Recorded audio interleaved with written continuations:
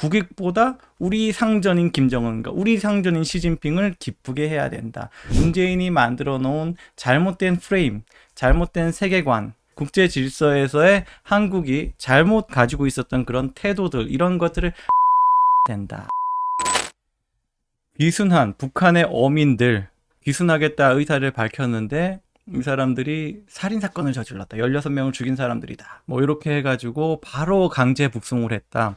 살인죄를 저질렀어도 대한민국이 해야 되는 절차들이 있습니다. 이 사람들을 대한민국 남한 국민들로 보고 거기에 맞는 형사적인 절차를 하거나 북한의 어떤 탄압을 받지 않는 방법으로 어떤 죄의 대가를 치르거나 이런 방법들을 고민을 해야 됩니다. 유엔에서 제시하는 고문방지 협약도 위배되는 거예요. 그런 방법으로 추방을 한 거예요. 왔는데 제대로 충분히 조사하지도 않고 증거 같은 것들에 대해서 엄밀하게 따지지도 않고 그냥 죽든지 말든지 북한으로 보냈다. 그래서 안대를 쓰고 북한으로 돌려보내질 때 판문점에서 안대를 벗고 북한으로 보낼 때 털썩 주저앉았대요. 너무 끔찍한 일 아닙니까? 만일 설사 살인죄를 저지른 그런 흉악범이라 할지라도 거기에 대해서 우리가 대응하는 방법은 달라야 된다. 이 사람들이 하는 말 보십시오. 그 사람들은 헌법의 보호를 받을 수 있는 최소한의 여건을 갖추지 못했다. 대한민국 국민으로 안 봤다. 이렇게 이야기한 게 완전한 잘못이라는 거예요. 그래서는 안 되는 것입니다.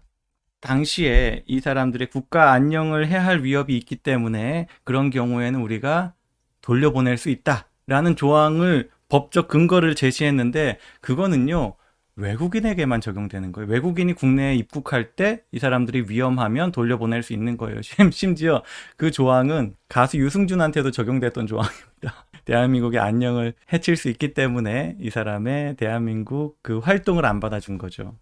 요런 일이 벌어지니까 북한에서는 탈북하면은 죽는다. 왜냐? 탈북이라는 거는 북체제에 대해서 거부하고 지금 남한으로 내려가는 것인데 그럴 때 남한 정부는 아주 극도로 친북적이기 때문에 김정은에게 굴복하는 그런 지도자이기 때문에 그 대통령의 직권으로 이 지금 탈북자들을 북한으로 돌려보낼 수 있다. 그렇게 북한으로 보내지면 죽지 않겠습니까? 바로 총살 아니겠어요? 총살을 한다는 거를 온 인민들에게 홍보를 하잖아요. 주민들을 다 불러가지고 보게 만들고 어린 미성년자까지도 강제로 세워놓고 보게 만들거든요. 총살하는 거를. 그렇게 어렸을 때부터 공포 정치가 익숙해지면은 사람이 수능적으로 변하죠. 그런 짓들을 하니까 북내부에서 더 공포를 느끼고 탈북을 엄두를 못 내는 그런 상황이 됐다. 살인 등 중죄를 저지른 탈북자는 보호하지 않아도 돼. 그런 탈북자는. 근데 요 내용은 뭐냐? 북송을 한다는 의미가 아니라 탈북자 지원을 하지 않을 수 있다.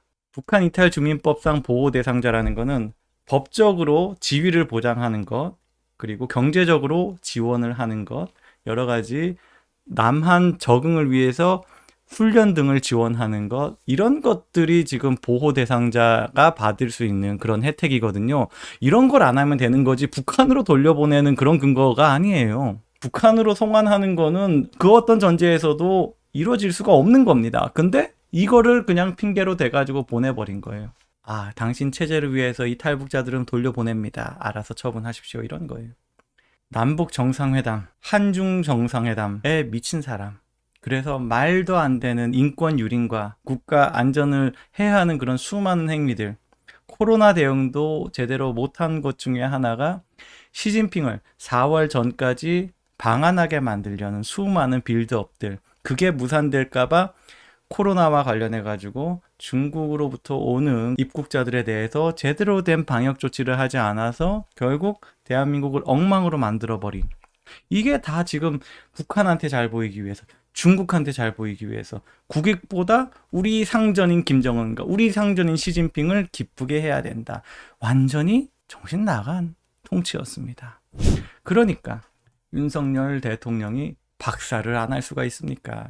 문재인이 만든 이권 카르텔을 박살내야 된다. 문재인이 만들어 놓은 잘못된 프레임, 잘못된 세계관, 국제 질서에서의 한국이 잘못 가지고 있었던 그런 태도들, 이런 것들을 박살내야 된다.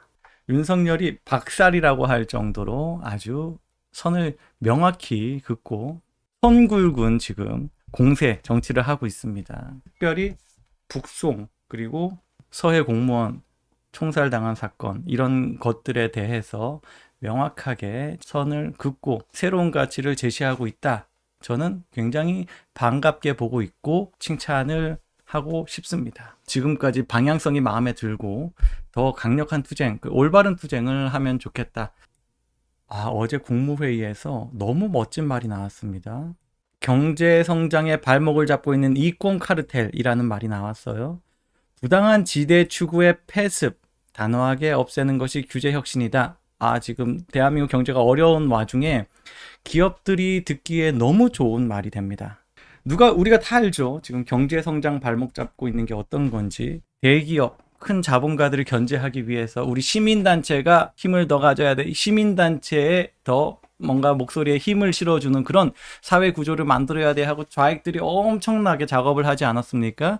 그래서 정말로 자격 없고 무능하고 가치 없고 의미 없는 그런 수많은 기구들이 만들어지고 수많은 견제하는 기구와 규제들이 만들어져서 대기업이 마땅히 해야 되는 일들을 하지 못하고 있는 것입니다. 그런 것들에 대해서 윤석열 대통령이 문제 제기를 했어요. 부당한 지대 추구의 폐습, 단호하게 없애겠다. 이것은 무엇이냐? 좌익 권력이라고 할게요. 좌익 권력들이 대기업들, 기업 활동을 견제만 하고 불편하게만 하는 정도가 아니라 그걸로 돈을 벌어. 지대 추구라는 게 뭡니까? 지대는 쉽게 말하면 이거 월 렌트를 받는다 이런 게 아니잖아요. 저 비유는 어떤 비유냐? 길목을 막아 세우고 거길 지나가는 사람들에게 삥을 뜯는 거예요. 온갖 말도 안 되는 단체들이 길목을 막고 삥을 뜯는다. 중앙정부 차원 수준으로 갈 필요도 없이 서울시만 1년에 수천억의 예산이 우리가 알지도 못한, 들어보지도 못한 시민단체, 협동조합 이런 데 막 뿌려지는 거예요. 시민단체나 협동조합은 똑같은 사람이 여러 개를 만들어요. 제대로 일도 하지도 않고 그냥 계획서만 보내도 알아서 돈을 계속 꽂아주는 겁니다. 그런 식으로 지대 추구하는 것, 그 악랄함이 있는 것이죠. 그걸 때려잡겠다. 대한민국 정상화하기 위해서 너무나 기다렸던 그런 방향성 보이는 것입니다. 자, 이렇게 지금 우리 경제 위기를 돌파할 어떤 그 여러 가지 수단들을 강구하는 와중에 좌익 기득권 카르텔로 경제의 악성 중앙짓을 하고 있는 것을 우리가 파내야 된다. 문재인 정부 적폐 수사이기도 한 것이죠. 이 자체가. 문재인도 수도 없이 많은 어떤 좌익 단체들이 이익을 추구할 수 있는 그런 구조에 조력을 한 거 아닙니까? 대통령 권한으로서 얼마나 많은 그런 말도 안 되는 인사와 또 여러 가지 시스템 개악을 했습니까?